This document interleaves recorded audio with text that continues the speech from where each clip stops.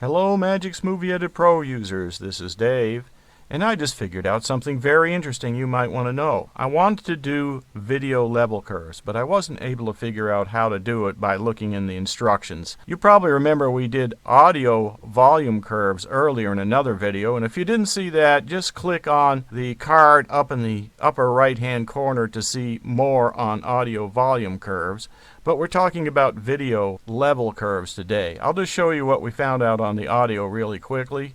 So if we want to affect an audio curve, we could just unlink the audio from the video with this unlink key here, the ungroup, and you can control the audio volume by just bringing the points up and down. And the trick was you had to be in this mouse mode right here, which is called curve, instead of the normal mouse mode. So that's how you would do it.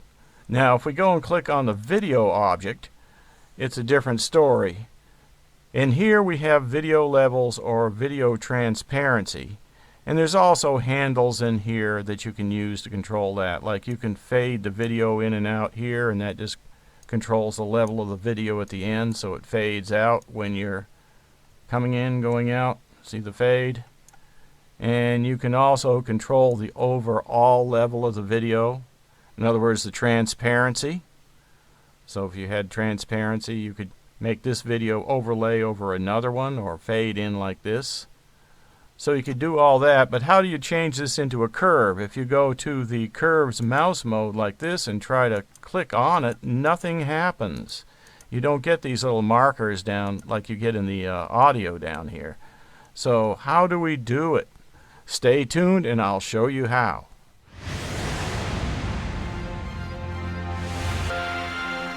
So here's the trick to doing the video levels curve or video transparency curve, and it's a little bit convoluted, so just bear with me. I didn't find any hotkey to do this. I think it's 9 on the keyboard to do the audio volume curve, but this is different. So we already know we have these handles here, but they don't do us any good as far as making a curve. They're a separate item altogether. So how do we make the curve? Well, what we have to do is first highlight the video track we want to do. So I'm just highlighting it like that. Then we go into effects, and I've got a little tip for you here in effects. This is a bonus. If you don't like these big tiles, you can pull down this drop down and check list view like that, and now you can see all the items. They're much smaller. Now what we want to be is under video effects right here, and you might have to toggle this arrow so you can see them all. And then come down to Chroma Key and highlight that. Then in here in the dialog for the Chroma Key, scroll down to video level. Now let's just go ahead and change this video level a little bit, just like that. And let me see, maybe I can do it without it. So we want to be in video level, and we want to set a keyframe. So we just go ahead and click that. Now when we set a keyframe, it brings up this little bar down here with a picture of our keyframe, and you know how this works from past videos.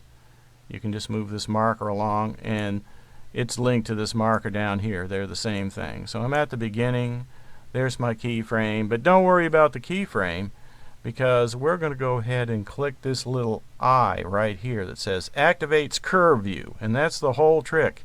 You click that eye and it activates the curve view. Now you can come down here and click on this and make your little points, your little nodes, so that you can adjust the levels in various places instead of just on the ends. So that's how it's done. And why would you want to do this? Well, I think it's just one of those things that you might want to do to be creative in your videos. So this is how I did that trick at the beginning of the video, where I had alternating text on the left and the right, and the crowd fading in and out, revealing my desktop underneath it. So I have 2 text objects here and 1 video object of the crowd. And you can see how I use the video level to draw a curve so that one text was on while the other was off, and it goes back and forth. Then on the video you can see the curve for that. The video's on for a while, then semi-fades out, and then comes back on and semi-fades out again. So it reveals the video that would be above it, which will be my Magix Movie Edit Pro screen. So that's how that was done. Okay, a couple of things I didn't mention about the video level curve controls are that besides the eye, which turns the video level curve off and on right here, you can also affect the roundness of it. This one right here, it changes the interpolation to give the curve a more smooth look. So that's on and off like that.